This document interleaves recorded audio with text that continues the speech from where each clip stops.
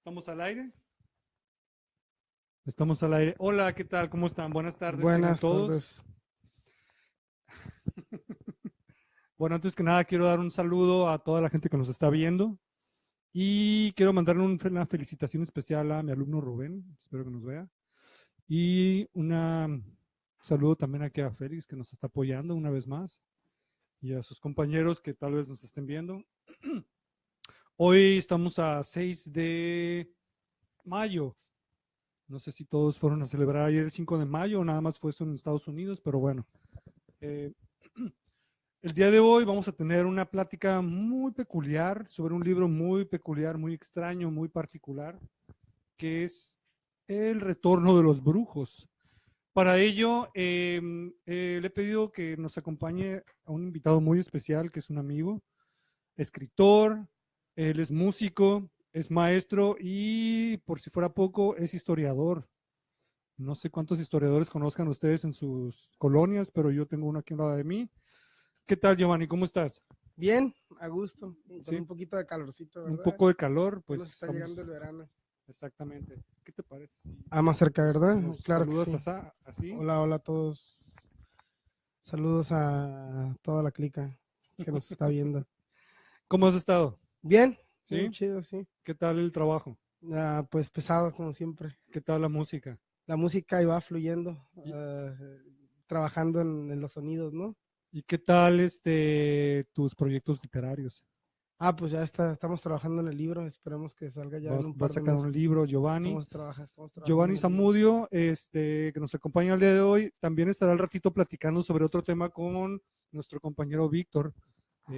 Algunos de ustedes lo estaban esperando ahorita. Lo siento, yo no soy Víctor para empezar, yo soy Horacio. Y bueno, les damos la bienvenida a esta plática. Eh, y bien, ¿qué onda con este libro del Retorno de los Brujos? El Retorno de los Brujos es un libro que salió en 1960 y que tuvo un gran impacto en la cultura en general, en la cultura popular tal vez. Obviamente en un origen tuvo impacto más en círculos más cerrados. eh, y hay muchísimas cosas que podríamos decir de este libro. Es un libro que a mí en lo personal me impactó cuando lo leí. No tanto, no necesariamente por todo lo que dice, sino por los planteamientos y los cuestionamientos que hace.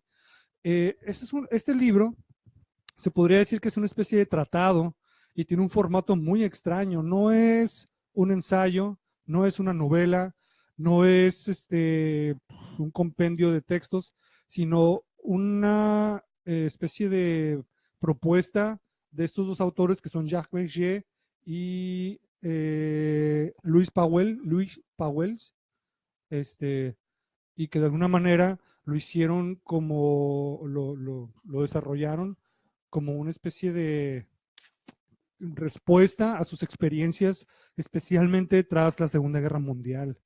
No sé qué te haya impactado a ti este libro. Pues, Diego, gracias una vez más por la invitación y saludos a todos. A mí me parece un libro muy bonito, ¿no? Yo creo que es un libro que va a desatar mucha polémica, ¿no? Que lo hemos platicado con otros amigos y hay quien lo ve como un libro pagano y hasta sucio, podría decirse, ¿no? Como un libro que no vale la pena ser tocado. Habrá también personas que lo ven, por otro lado, como un libro cargado de misticismo, ¿no? O sea, Sí, es un libro que apunta a muchas cosas. Podemos decir que el libro es para los que no saben nada del libro salió en 1960, es de un periodista francés y un físico matemático, ¿no? El físico matemático tenía, y sin spoilers, ¿no? Para no platicarles demasiado, el aunque es físico, difícil hacer un spoiler de este libro, ¿no? sí, Porque les bueno, podemos hablar horas y aún así no van a terminar de entender de qué se sí, trata. pero Bueno, saber de qué se trata. sí, pero bueno, igual sí, tratando de dibujar un poquito, pues tenían ambos un interés por explorar el mundo de la ciencia, más allá, pienso yo, de las categorías estrictamente de lo científico, ¿no? Y creo que es un libro, sobre todo de entrada, que podemos decir, trata de reconciliar de alguna manera esta brecha general que socialmente existe entre lo científico y lo misterioso, ¿no? Y lo, no voy a decir religioso, sino lo místico, ¿no?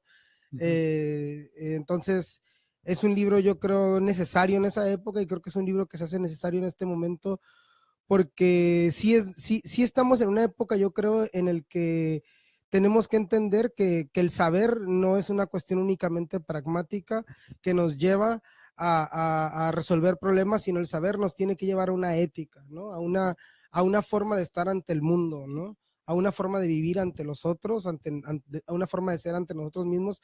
Entonces, por siglos la ciencia estuvo desprendida de cualquier sentido místico, ¿no? O sea, ha habido ahí como un desprendimiento original, en tanto la ciencia es racionalista y el misticismo es otra cosa, ¿no? Irracional. Irracional, podríamos decirlo. Y creo que el libro trata de una manera muy interesante de crear un puente, ¿no? De construir un puente y de decir, esto que hemos encontrado, estos supuestos descubrimientos científicos que hemos ido encontrando a lo largo del tiempo, hasta qué punto realmente nos resuelven los problemas profundos del conocimiento, ¿no? Es decir, sabemos que un átomo está hecho de energía, pero no sabemos qué es la energía. ¿No? Entonces, a pesar de ciertas respuestas científicas o de ciertos lugares a donde la ciencia nos ha llevado, en el fondo el misterio sigue ahí, ¿no? En el fondo las preguntas siguen sin respuesta. Y también una cosa que me parece muy interesante del libro es cómo el libro va hablando de algunos científicos, o sea, es como una especie también de historia de la ciencia, en donde se va hablando de algunos científicos que fueron quedando abandonados por la historia, ¿no? Científicos que llegaron a cosas interesantes, ¿no? Claro, que lo que entendemos como científico y los científicos de los que hablamos y de los que vimos hablar son los científicos que han sido reconocidos y que han sido impulsados por la academia, ¿no? Los mainstream. Los mainstream, pero hay otros científicos que han llegado a lugares muy interesantes, ¿no? Y que han sido marginalizados, entonces creo que el libro también empieza a hablar de estos científicos que más que dar respuesta, encuentran brechas, encuentran abismos en el saber, ¿no? Encuentran lugares que aparentemente no van a ninguna parte, pero que pudieran ir a lugares más interesantes de las supuestas certezas a las que la ciencia convencionalmente nos lanza, ¿no? Exactamente, y de hecho, para plantearlo de otra manera, se los diré de esta forma. Es un libro que trata una diversidad de temas que van desde, como decía Giovanni, misticismo, ciencia, ocultismo, mitología, ciencia ficción, extraterrestres, universos paralelos, ovnis, alquimia, civilizaciones perdidas, cuestiones de, ¿cómo se llama esto? ¿Cómo se dice esto? Comunicarse por medio de la mente, por ejemplo. Aquí, telepatía, Ese tipo de cosas, sinestesia. etcétera, etcétera. También intercalan de pronto textos literarios que tienen que ver con, o que nos dan alguna visión sobre todo esto. Y finalmente, en realidad, este no es un libro que dé respuestas, sino más bien lo que hace es plantear preguntas, ¿cierto? Y como tú dices, la principal pregunta, así de manera general, que plantea el libro es, ¿por qué la ciencia ha desprestigiado o por lo menos ha ignorado una serie de hechos y de conocimientos y de experiencias que están ahí y que no se pueden negar? ¿Por qué la ciencia ha hecho eso, no? Y además, sobre todo pensando en cómo la ciencia, desde el siglo, principalmente del siglo XVIII, con el racionalismo, cuando surge el racionalismo, pues se va sobre todo eso y dice, no, somos racionales, vamos a ignorar todo lo que no puede comprender el racionalismo. Y esa es más o menos la cuestión de este libro. Decía yo al principio que también algo que pasa muy importante es la experiencia de la Segunda Guerra Mundial. Marcó muchísimo todo lo que plantea el libro porque marcó a estos autores. Ellos dos son sobrevivientes de la Segunda Guerra Mundial. Uno es francés y el otro es un judío alemán, que por cierto también escapó a las manos de los nazis, por así decirlo. Y sin embargo, no se trata de alguien que esté resentido, curiosamente, y dice, no, ahora les voy a echar lo mío y ahí los da el libro. No, no se trata de eso. Curiosamente, hablan, por ejemplo, de los desarrollos científicos que llevaron a cabo los nazis, por ejemplo, también. Ese es un tema muy interesante, ¿sí? Esta parte lo hemos platicado yo sobre, ¿te acuerdas que te platiqué el otro día sobre la historiografía, por cierto? Y ahí son te quisiera ver tu opinión, porque cuestionan la historiografía, que es la manera de estudiar la historia. Creo que sobre todo, o sea, lo que a mí me parece interesante del libro es que está planteando forma diferente de leer lo científico, problematiza alrededor de lo científico y como dices, creo que, o sea, al menos como literatura, por decirlo así, de una manera muy general, como un libro que puede interesar, ¿no? Sobre todo a mentes curiosas, a mentes que no se conforman con lo aparente o con lo inmediato, ¿no? Creo que el libro abre esa posibilidad, ¿no? El libro empieza a discutir en el siglo XIX, si mal no recuerdo, ¿no? Que es en el momento en el que nace un discurso de lo científico, ¿no? En el que se establece este discurso positivo de lo científico, Positivista. en donde lo científico es únicamente lo que puede ser afirmado, ¿no? Y todo aquello que no puede ser verificado de alguna manera automáticamente cae en el bote de la basura de lo no científico, ¿no? Y entonces él va diciendo, a ver, espérense, hay cosas que hemos tirado al bote de la basura de lo no científico y que bien valdría la pena retomar y rediscutir y no dejar esos cabos sueltos nada más tirados porque no hemos podido verificarlos o porque no hemos podido afirmarlos positivamente dentro de los márgenes de lo que científicamente se establece como científico, ¿no? O sea, de lo que la academia o las academias oficiales deciden qué es lo científico, ¿no? Y entonces hay una investigación de investigaciones, de personajes, de conocimiento. Recuerdo, y es que, híjole, es como todo un tratado, ¿no? Aborda 1000 temas, ¿no? Cruza religión con misticismo, con antropología, con ciencia dura, ¿no? O sea, se ve que fue una investigación muy ardua, se ve que no lo escribieron en 2 días, o sea, se ve que fue un trabajo duro de explorar el tema, de explorar los temas y de conectar cables, ¿no? Es decir, recuerdo un tema que sale por ahí que, por ejemplo, también este rollo de creer como que la ciencia ha venido evolucionando de un menos a un más, ¿no? Y esto me parece importante porque de repente nuestro conocimiento del pasado realmente es muy limitado, o sea, conocemos históricamente los últimos 2000, 3000 años de la humanidad, es decir, en los últimos 2000 años se ha escrito historia estrictamente, ¿no? Que es esta cuestión de la historiografía, ¿no? Que me preguntabas. A partir de Herodoto y de los 9 libros de la historia se empieza a escribir formalmente lo que es la historia hace aproximadamente 2000 años. Y hace 5000 años, 7000 años, 10,000 años, 30,000 años, no sabemos absolutamente nada.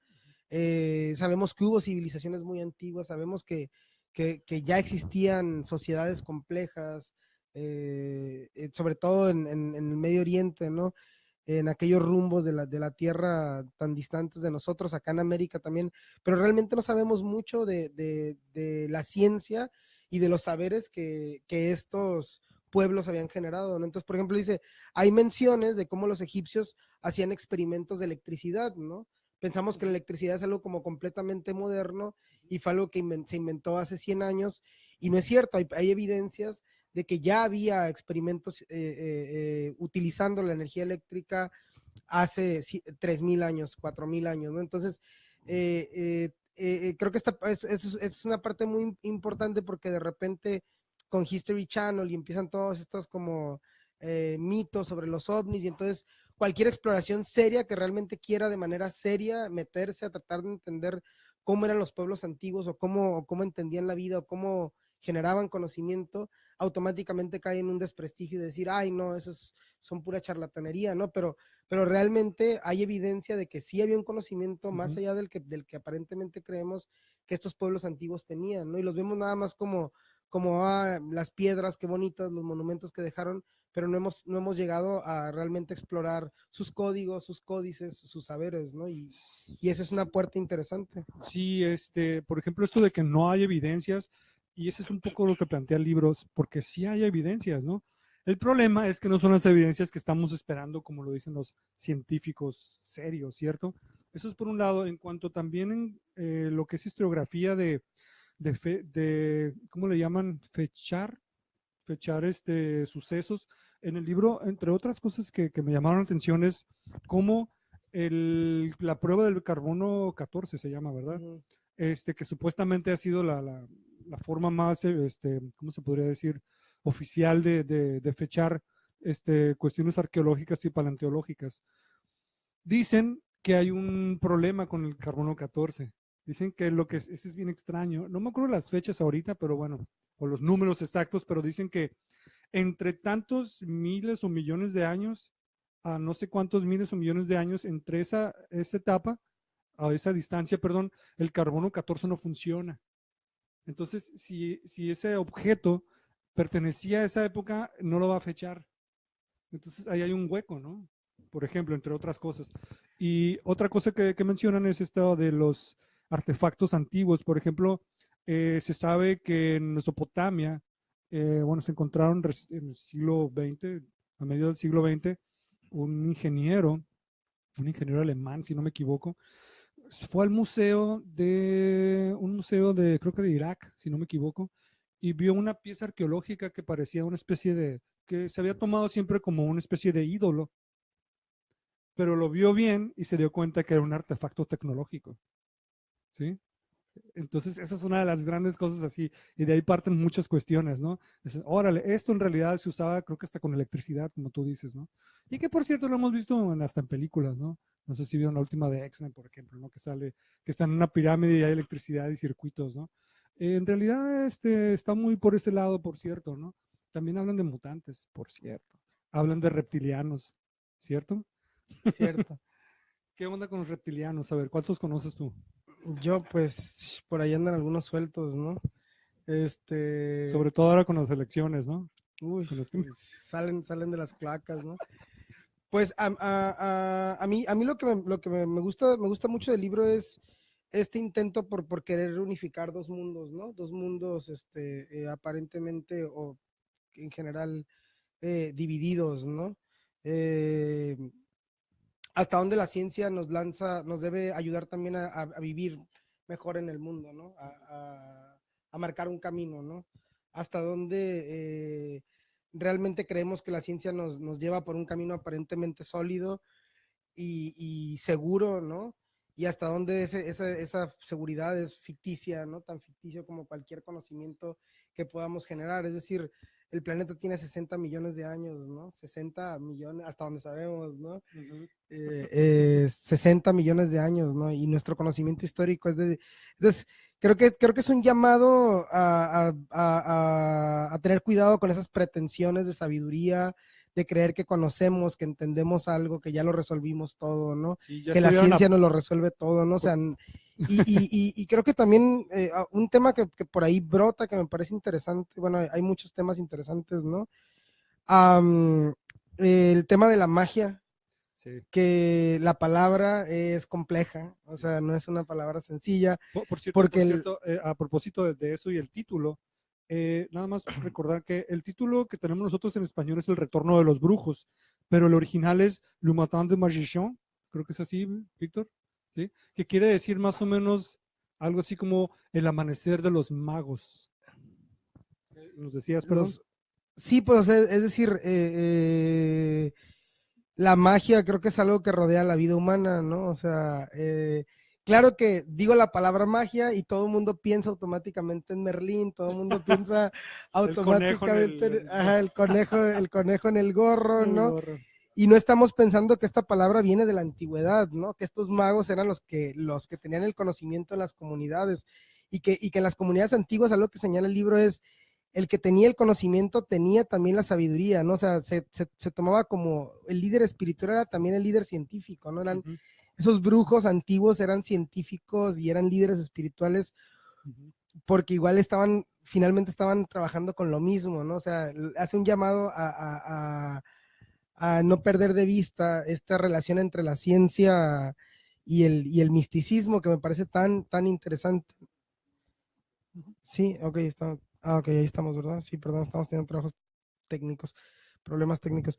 Pero sí, es decir, todo el tema de la magia me parece muy interesante. Creo que más allá de una lectura banal de lo mágico, ¿no? Creo que la magia es importante porque, digamos, podemos decir que hay magia en todo cuanto hacemos, ¿no? O sea, qué le da a una persona el potencial y la fuerza, sea una magia y sea una cuestión únicamente simbólica que podría verse en términos antropológicos, la magia como ese poder de lo simbólico únicamente, pero finalmente si pensamos en el poder de lo simbólico, pues ese poder de lo simbólico está en todo cuanto hacemos, ¿no? O sea, lo que unifica a una pareja es cierta magia, ¿no? lo que le da cohesión a un grupo que trabaja colectivamente es cierta magia, cierto fenómeno inexplicable que los unifica a todos y que los lanza al mundo, ¿no? Lo que, o sea, es decir, creo que me parece súper interesante tener cuidado en cómo hemos usado las palabras, y creo que el libro es un llamado para estas palabras como magia, que automáticamente es desechada, igual echada al bote de la basura de lo no científico, ¿no? Retomarle y decir, a ver, cuando hablamos de magia, ¿de qué hablamos? Y el que niega la magia, pues está negando la vida, porque la magia es parte de la vida, ¿no? Digámoslo en un sentido poético, en un sentido místico, en un sentido simbólico, la magia es parte de lo que hacemos todos los días, ¿no? Y estar aquí y estar transmitiendo en línea, eso es magia, ¿no? Y es tecnología en acción, ¿no? Entonces, me parece pues algo bonito, ¿no? Al menos en ese juego de palabras de lo mágico y lo científico y cómo se entrelazan y pueden generar nuevas formas de entendernos, creo que ahí está como la fuerza y la potencia del libro. Aunque alguien lo puede leer como un libro de ficción y teníamos, George, un amigo que tenemos, decía, no, pues a mí me parece una buena obra de ficción y un buen libro, una buena obra literaria, y es válido verlo así también, ¿no? Habrá quien se engrane mucho con el libro, hay cruzados que siguen buscando el Necronomicon, ¿no? El libro de Lovecraft, ¿no? O sea, cada quien se toma las cosas como quiere, pero sin duda creo que es un libro muy peculiar, muy único, y es decir, yo tuve una experiencia muy loca con el libro, ¿no? Que es que lo compré, lo conseguí hace 2 meses, y el día que lo conseguí me lo robaron, ¿no? Y bueno, ustedes ya lo saben porque estaba por aquí. Y el día que lo compré fue una cosa muy loca, ¿no? Porque creo que sí, el libro atrae, ¿no? Es un libro de esos que sí es mágico de alguna manera, porque el que lo ha tocado y lo ha leído y lo ha agarrado sabe el potencial que tiene, y al menos es maravilloso, ¿no? Como una obra literaria es algo muy bonito, ¿no? Y interesante. Por cierto, esto que decías de la magia, hay que recordar un poco la cuestión que decíamos de la palabra. Es una palabra, por ejemplo, que en español está emparentada con la imagen, ¿sí? O lo que llaman imago, ¿sí? Y por cierto, algo que plantean muy interesante en el libro, entre muchas otras cosas, es esto que decías tú de lo metafórico, lo poético, lo real, etcétera. De alguna manera el planteamiento que hacen Berger y Pauwels es que no necesariamente tiene por qué distinguirse una cosa de la otra. Exacto. Y hablan, por ejemplo, de la poesía como una reminiscencia de lo que hacían los brujos en la antigüedad, los magos, ¿sí? Y esto, por cierto, es algo que yo en lo personal de pronto acá les comento a mis alumnos, ¿no? La poesía es esa reminiscencia y que solamente puede lograr por medio de las palabras lo que los magos pueden hacer de manera más física. Eso es por un lado. Por otro lado, por cierto, el libro también habla de Kabbalah en un momento dado. Y en Kabbalah, por ejemplo, sabemos que hay una serie de cuestiones que escapan al ojo, ¿sí? Escapan a lo físico, porque dicen los cabalistas que la realidad es una ilusión. Entonces, en ese sentido, prácticamente podemos ver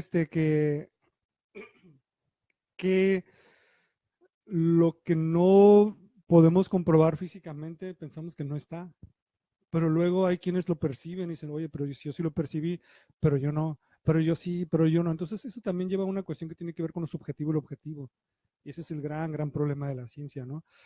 Por otro lado, te comentaba hace rato que uno de los temas que me fascinaron siempre de este libro es cuando hablan de los nazis, por ejemplo. Y esto ya es muy sabido ahorita, por cierto, pero en su momento fue una especie ¿cómo se dice? Develar un tema que era del misticismo de los nazis, ¿no? El culto que tenían.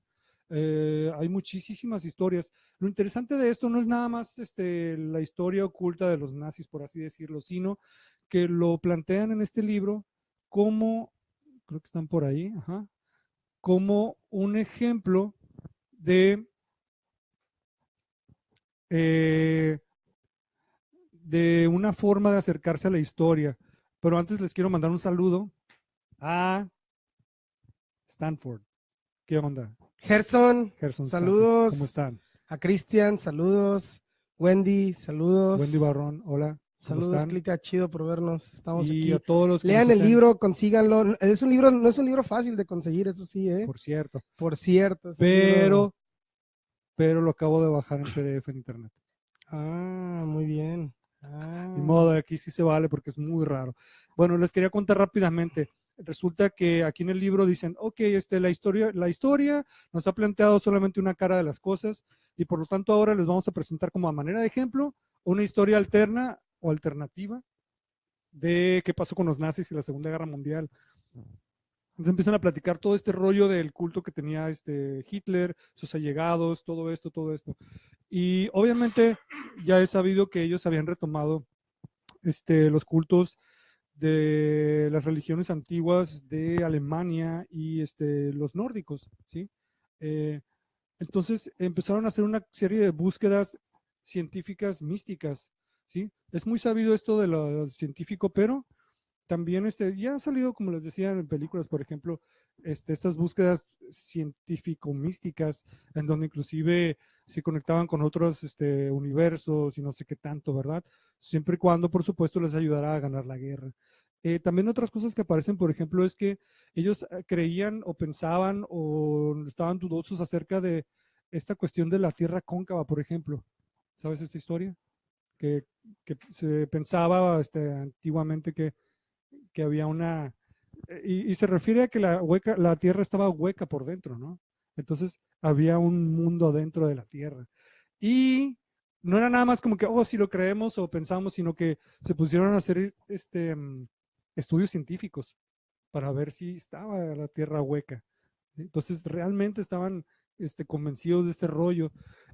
Por cierto, algo también muy interesante es esta cuestión que tiene que ver con los arios. Se sabe que los arios llegaron de lo que era el norte de la India. Entonces hablan ahí en el libro de cómo el origen de los alemanes está desde la India, por eso son europeos. Pero la parte más extraña no es que simplemente se movieron como muchos otros grupos humanos de un territorio a otro, sino que se movieron por debajo de la tierra. Y ahí entraron en contacto con unos seres reptilianos y se mezclaron y de ahí obtuvieron ciertos conocimientos que le heredaron los nazis y que usaron en la Segunda Guerra Mundial. Ya se está riendo el productor, pero bueno, es lo que dice el libro. Y por último, hay un detalle muy interesante que mencionan que tiene que ver con el frío.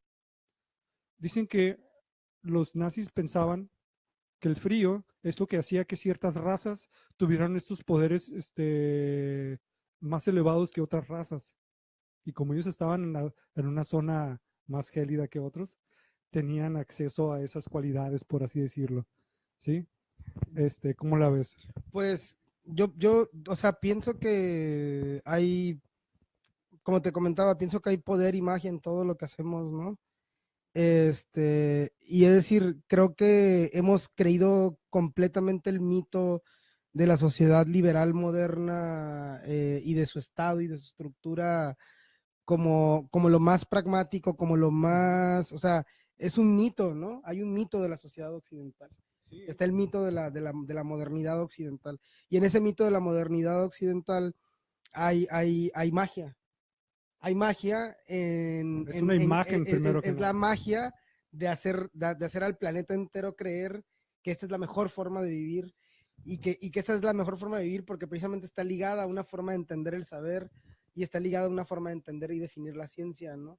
Entonces, de los nazis, pues por supuesto, o sea, Hitler, o sea, yo pienso, o sea, sin responderlo, el misterio, porque finalmente no sabemos, ¿no? Pero es decir, sin querer explicar el misterio, porque me parece que es una pretensión, ¿no? Pero es decir, los tipos utilizaban toda esta simbología, toda esta fuerza mediática, ¿no? Precisamente para lanzar la idea del líder poderoso que era este señor, ¿no? Y utilizaban toda esta parafernalia como alrededor de él, ¿no? Todo este misticismo, o sea, inventaron como su propia religión y su propio culto, ¿no? Estaba como esta religión del sol negro, ¿no? Que era como toda ¿cómo se llama? La gente que rodeaba a Hitler, ¿no? La SS, que eran así como cruzados y que tenían como un ritual así como tenían como ciertos rituales de paso para poder ser parte de la SS y ser parte de su guardia y eran como cruzados que estaban como... Entonces como creo que el misticismo dentro de los nazis, ¿no? iba como de adentro hacia afuera, ¿no? O sea, los que estaban más metidos en ese misticismo no era la gente que andaba en la calle, sino la gente más allegada a él, que realmente lo veían como este líder político y espiritual, ¿no? Que podía llegar, y que es una cosa súper pirata, ¿no? Porque podía llegar a dominar el mundo entero, ¿no? Y que para que alguien pueda dominar el mundo entero tiene que tener mucho poder, un poder que puede ser un poder que va más allá del poder militar y del poder económico, porque es un poder que tiene que lograr también controlar a las masas. Entonces es un poder simbólico, y entonces es un manejo del discurso de lo místico, ¿no? Es un manejo muy claro de cómo explicas el misterio y cómo convences a la gente que este tipo que está aquí es el bueno y es el que hay que seguir, ¿no? Y todas esas herramientas y todo ese mito alrededor del personaje tiene que ver, y todos estos símbolos, ¿no? Las vásticas y todo esto tiene que ver, pienso yo, con esa fuerza, sea que posiblemente estaban utilizando posiblemente fuerzas desconocidas, que es posible, yo no lo sé tampoco, yo no tengo la ¿Desconocidas para respuesta. ellos o desconocidos para los Para demás? mí, Ok. o sea, que fuera una cuestión únicamente simbólica, no lo sabemos, ¿no? O sea, eso es lo interesante, o sea, el libro tampoco está dando respuestas fijas, ¿no? Sino está abriendo la posibilidad de leer las cosas de otra manera, y eso me parece interesante a Sí, a mí. propósito de los símbolos, o que si son símbolos y son de verdad, entre muchas otras cosas mencionan también a los masones. Y ahí hablan de un tema bien interesante en cuanto a la simbología masónica, que no les voy a platicar mucho porque yo no soy masón. Pero yo sé, pues de segunda mano, digamos que hay una serie de símbolos que utilizan y que son secretos. Bueno, eso ya lo saben mucha gente, ¿no? Toda esta simbología masónica es secreta, dicen que no los pueden revelar. Sin embargo, algo que mencionan en el libro es que originalmente estos símbolos sí tenían un poder verdadero. En otras palabras, no eran símbolos, pero con el tiempo perdieron esa fuerza o esa conexión con lo místico, lo energético, lo espiritual, lo místico, y dejaron de serlo, y ahora se convirtieron en nada más símbolos huecos, pero originalmente sí tenían ese poder, como apretar botones y disparar algo, ¿sí?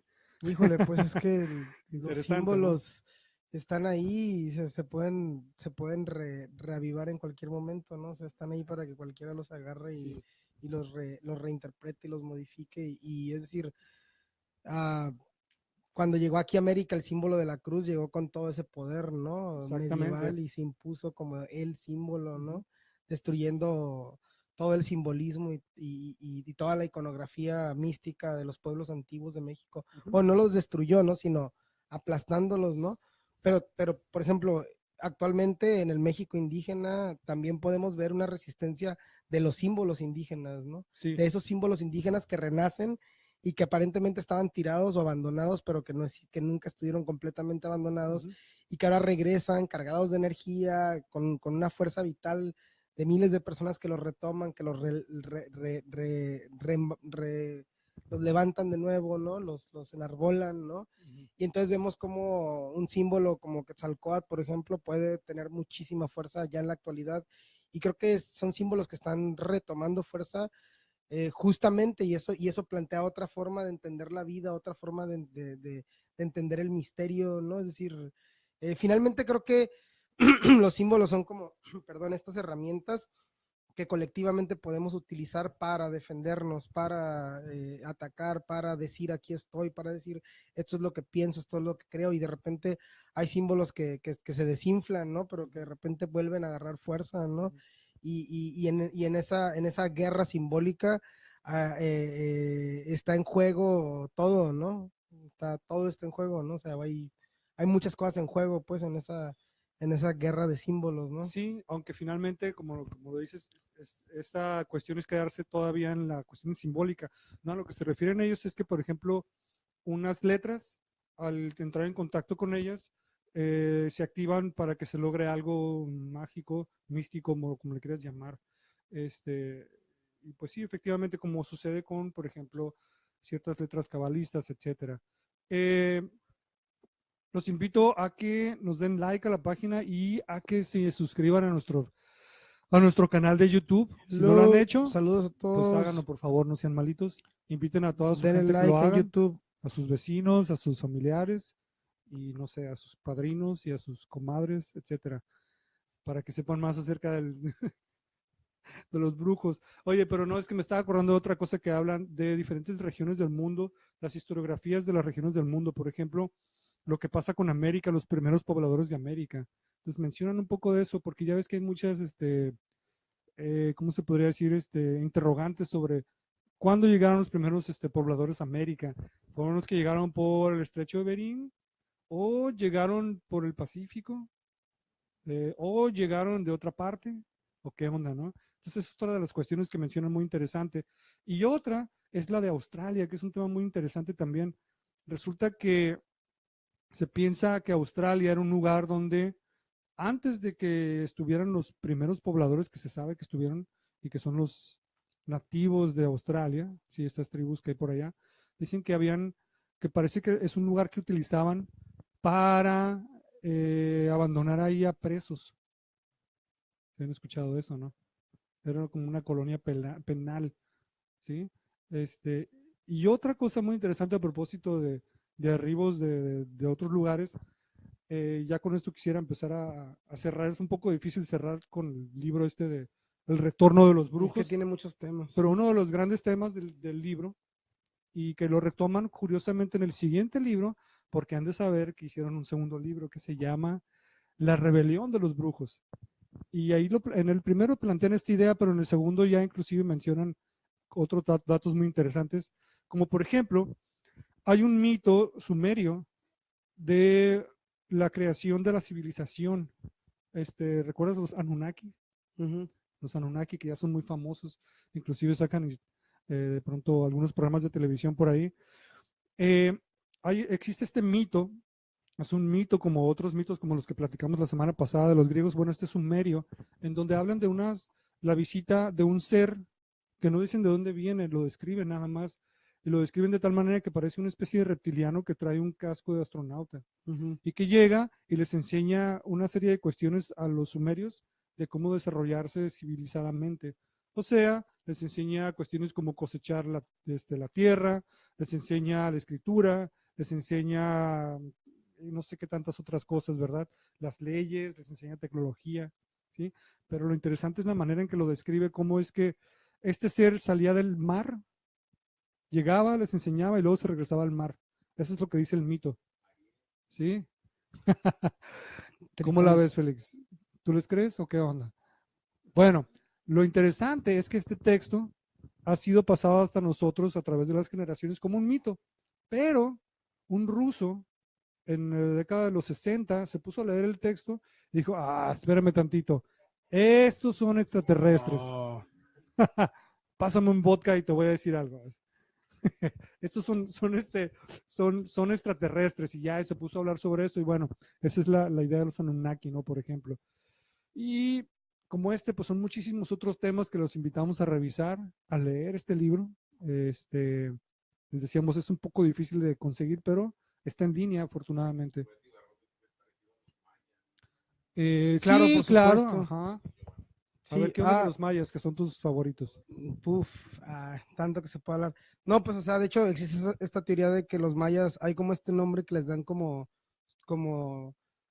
viajeros de mundos, ¿no? O sea, se creía, se tenía, se tiene la teoría de que los mayas pensaban que ellos habían venido de otro planeta, ¿no? Que ellos habían sido insertados aquí, ¿no? O sea, y que eran como pobladores de planetas, ¿no?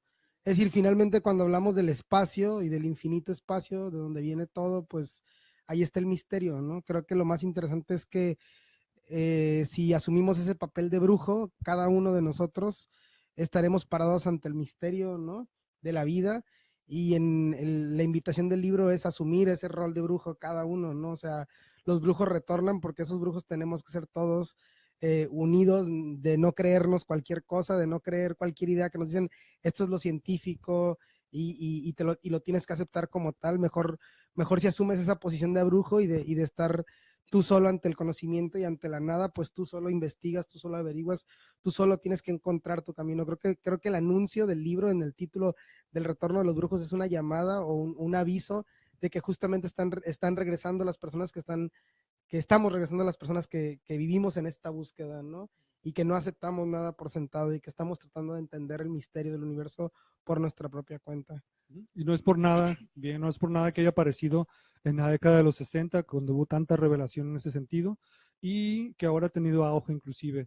Saludos a mi mamá y Elena, si andan viendo por ahí, y a toda la clica, family. Saludos a todos chido. mis amigos Compas, masones. amigos. Sigan la transmisión. Vamos a tener una tocada. Ahorita hablando de brujería y de magia Y y misticismo, de locochón. misticismo, vamos a tener un poco de música.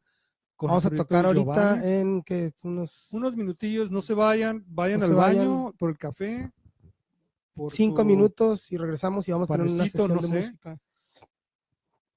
Y luego estamos en Londres 1671, Acá. en vivo y en directo desde la Colonia Altamira en la ciudad de Tijuana. Desde la bella Tijuana. Haciendo un poco de magia para ustedes. Ahorita nos vemos. Para todos. Chao. Ya.